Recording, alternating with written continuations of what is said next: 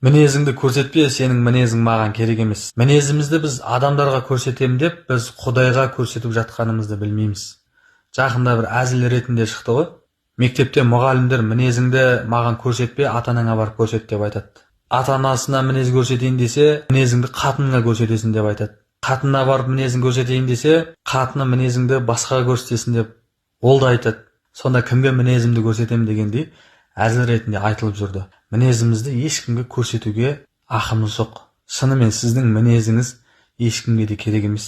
Мінезіңізді бір жеріңізге тығып қойыңыз. Біз ойлаймыз ғой, біреуге ашуланып, ренжіп, мінезімізді көрсетіп жатсақ, бір адамның қателігі, кемшілігі, дұрыс емес нәрсесіне мен ашуландым деп та. Бірақ ол адамды солай жаратқан, сондай қателік, кемшілікпен, соны қателесу, жаңылуы, оны сондай қылып сізге сынақ қылып беріп жатқан кім?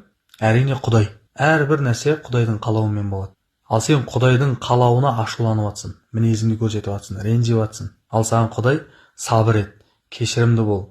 Пенделердің бәрін күнәһар қылып жаратқан, қателесуші қылып жаратқан, бір-бірімізге бәріміз сынақпыз. Ал сол жерде сен мінезіңді көрсетіп, ашуланып, ұрсып, айқайласаң, Құдайдың сынағына, қалауына ашуланып жатсың.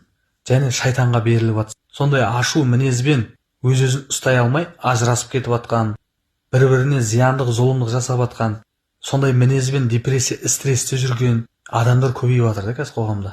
Міне Құдай сондай адамдарды жазалап жатыр. Сондай мінезі үшін. Бұл жерде Құдайдың қалауы емес, менің қалауым болу керек. Менің айтқанымдай, менің ойлағанымдай болу керек деген сияқты өзіміздің нәпсімізді бірінші орынға қойып тұрмыз да біз. Міне тәкаппарлық, өзімшілдік. Міне ондай адам ашулана береді, ренжи береді, кінәлай береді, ұрыса береді, өмір бойы бақытсыз болып кетеді. Және бір-екі мәселені шешу мүмкін сондай мінезімен. Бір момын жұмсақ адамдардың аузын жауып, айтып тастадым, орнына қойып тастадым, үндемесең басыңа шығады, сөйлеп, өзіңдікін жасау керек деп бір адамдар өзінше ақыл айтады. Бірақ сондай мінезімен ол қаншама адамдармен ұрысып, жолының болмай, жұмысының жүрмей, дәл өзі сияқты адам кездескен кезде, өзінің аузын жауып тастаған кезде қиналып қалады да. Сондай адамды Құдай кездестіріп қояды. Сол үшін ондай мінезімізбен біз ешқайда сыймаймыз. Ортаға біліммен емес, мінезіңмен сиясың дейді. Адамдарды түсінікпен, кешіріммен қарау, жақсы ойлау, жақсы сөйлеу ең маңызды керек нәрсе осы. Адамды ашуға берілмей, уайым қайғыға түспей, өзімізді жақсы көңіл күйде, жақсы состояниеде. Міне сол кезде Құдай жолымызды ашып, қиындығымызды жеңілдетеді да. Құдай сенің қалауың болады.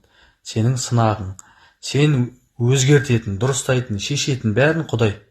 Менің міндетім жақсы сөйлеу, жақсы амал әрекет жасау. Міне осы ұстаным ең дұрысы. Міне психологияда, дінімізде біздің сол нәрсеге үйретеді да. Біреуді өзгертіп тәрбиелеу үшін емес, өзімізді өзгертіп, өзімізді тәрбиелеу үшін. Соны түсінейік. Егер отбасылық мәселе болса, уайым қайғы күйзелісте жүрсеңіз, жеке кеңес алсаңыз болады.